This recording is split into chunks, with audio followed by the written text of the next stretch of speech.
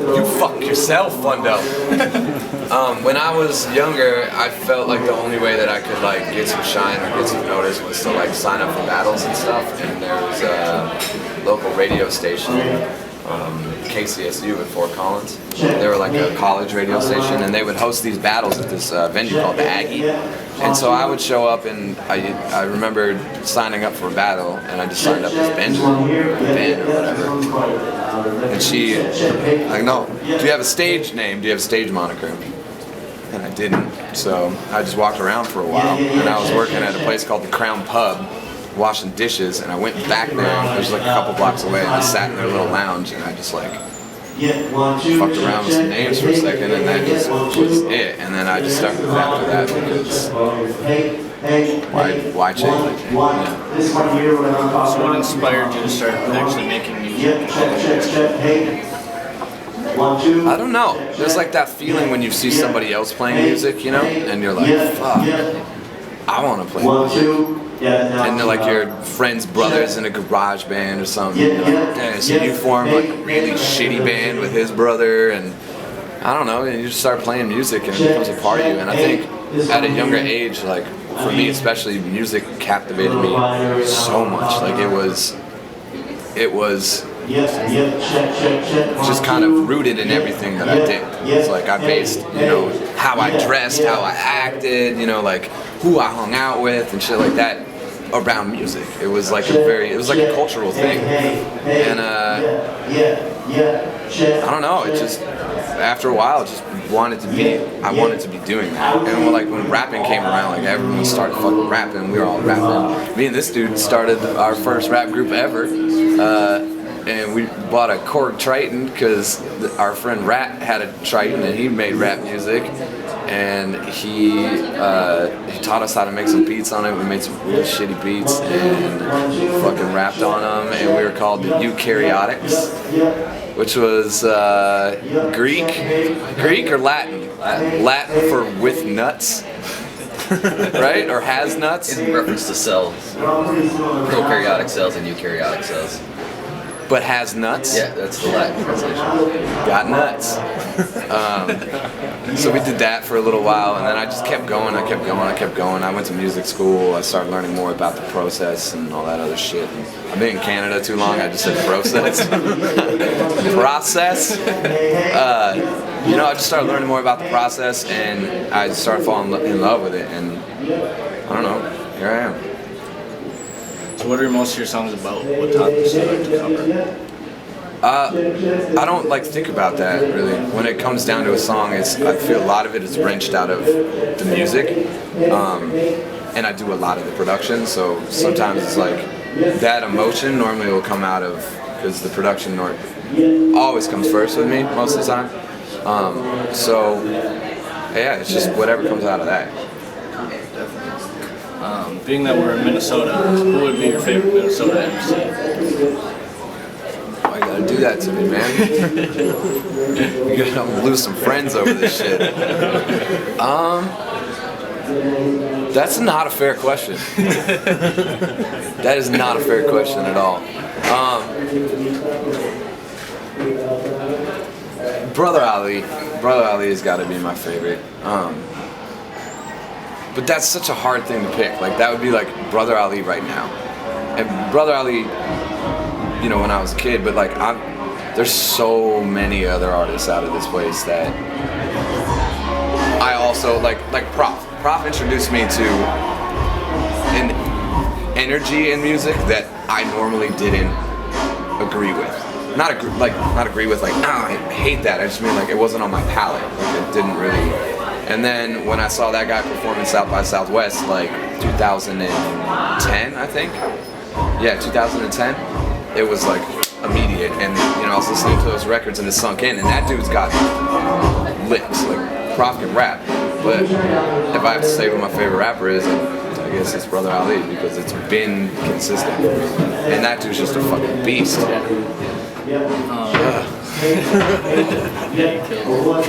So with the recent upcoming of Macklemore, how has that influenced the Seattle hip hop scene? I'm gonna write a song about the next step up from a thrift store, so like TJ Maxx. I'm gonna write a song about TJ Maxx. I'm not gonna make $1 million, but I'll probably make like $250,000. No, Ben's a great friend of mine. I've known him for like a decade. It's great to see somebody that has had this passion in their heart for so long and watch him almost borderline give up on it and then come back so fucking strong and blow the whole entire world away is crazy. It's crazy. It's inspiring. It's aggravating. It's beautiful, and it's amazing. So what made you decide to sign with Grieves, and what was your first thought when they showed interest in you as an artist? It made the best sense. Like, I'd been courted by some other people, and we talked to a couple other people, and I don't know, when I sat down and I talked with Sadiq, everything made sense to me. Like, that was, all my questions were being answered. And it's comfortable, and I grew up listening to Grieves, and so for me that's like, that's a big thing. It's a very big thing for me, and it still is. Yeah, it felt right. So, why did you leave Black Clover? It wasn't working out. It was a bad situation, it was bad business, and it just wasn't working out. So there's a lot of good stuff that comes with being on stage. What is your favorite part? I like, especially as of lately, you put so much work into all this, like with all the records, all the studio, all the touring, all the time in the van, shaking everybody's hands, everything like that. The thing that gets me the most is watching people's reaction and seeing how your music affects them, or just seeing how music affects them, because it doesn't have to be like a selfish thing. It doesn't have to be about me. It's nice to see how Sweatshop or anyone, like if Slug showed up right now, like people would flock to him to tell him how that music has helped them and what it has done in their lives. And that is some powerful shit, and not something I ever really think about when I sit down and write songs. So it kind of reinvents those songs to me and reinvents this whole thing for me, and it's refreshing. So far on the Back in My Grizzly tour, what city has shown you the most love? Calgary's been great, Vancouver was great, Fargo was great.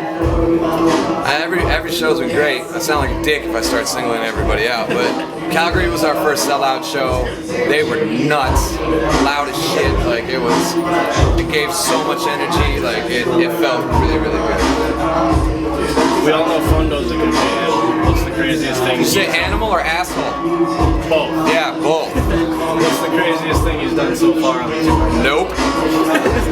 Nope. Next fucking question. I love you. I'm protecting you, Fundo. So who would be one artist that you haven't collaborated with yet that you would like to? Yo, I would really like to work with that Bernhoff dude.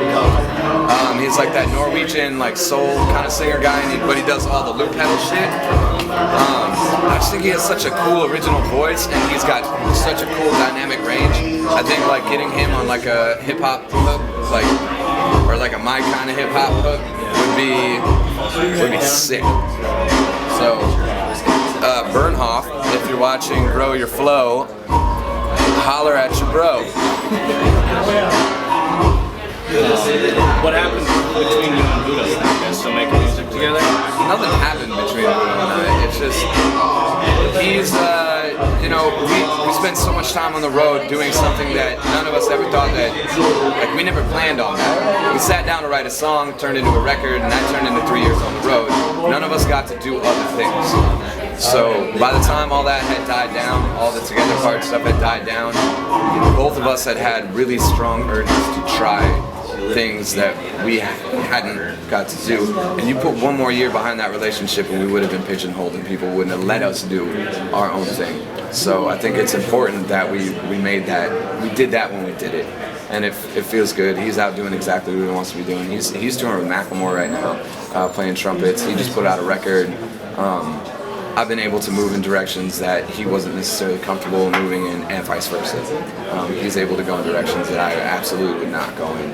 So it's like, and I know that artists are supposed to push each other, but sometimes people have different ideas of what that is.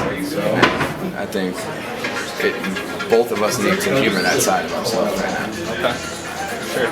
So what do you like to do with your time off? What do you do for fun? I like to cook. I'm a huge movie, TV buff. I watch a lot of that. I kill a lot of brain cells that way. I don't know. I have to start working out. Says the lady. But I'm a big. You spend so much time on the road. Like right now, like it's hard to think about. If you asked me one thing that I would want to do, and it would be like just sit on my couch and turn my fucking phone off and like not be talked to by anybody. I'm super into that. But music is also like a big thing. Like sitting in the studio, I get, I start to like have like anxiety if I don't, sit down a couple times a week to create. It's like a problem. So yeah, and it's like it's a release of things. People work out, people fucking do drugs, people are nymphomaniacs, people have release. Music has always been that way for me. Even if it's like I don't release everything I make. I don't release hardly a fraction of what I make. It's good to get it out. Off of that, what do you think about online music sharing? Do you ever give any of your music away for free? Yeah, we do free singles. We just did one called What You Need. And I've done one with Prof. We do them here and there. I'm not in love with the online music stealing, but I also am not going to be that dude that's going to sit here and try to control it because it's uncontrollable. And it translates. So let's say you download all my records, you can't download a ticket sale. If you come to the show, if you become a fan, you become a fan. Like, I'm not telling you to run out and steal my music or anything like that, but if you do it and you show up to the show, like, it still relates. Like, I feel like a lot of the younger kids, they don't understand how much it costs to make a record because, you can download computer programs and get a USB mic and plug it in, and, a lot of like the studio ethic and the time and all that stuff that goes into making those records has been eliminated or overlooked by a lot of people, and internet music oversaturated the market. It's also with a lot of things, and it's hard for like newer just fans that aren't musicians themselves to be able to understand that. And so when they go, I don't understand what the big deal is, like, I'm at your show, like it's just a fucking record. But yeah, it cost me 40 grand to make that record. So when I put 40 grand into something and you steal it, like I don't have that 40 grand next time to make that record. So it has to come back, or else I can't keep making it. Or I can plug a USB mic into my fucking computer and make some shit and put it out on the internet.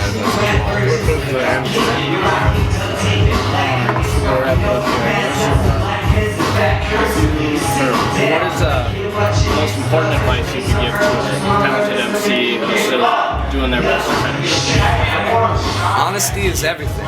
Integrity is everything. It's not even music, it's life, it's your relationships with people. Like, I can't stand music that has hollow voice.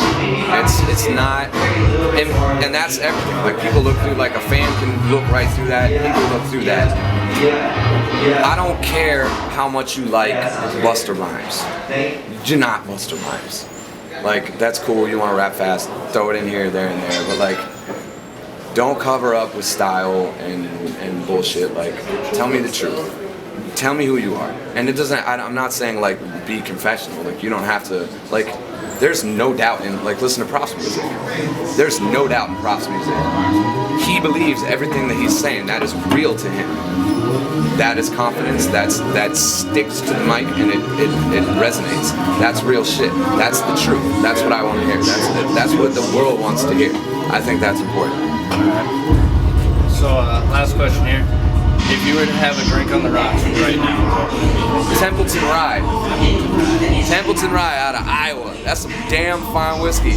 Hey, Templeton Rye, if you are watching Grow Your Flow, Send me like 1,000,000 bottles of whiskey. I will drink them all, and I'll film it, and I'll die on YouTube, and you'll be the most famous whiskey ever. Let's do this. All right. Well, thank you for your time. And Yeah, man. would you like a Templeton ride? Fuck yeah, I want a Templeton ride, but not right now, All right.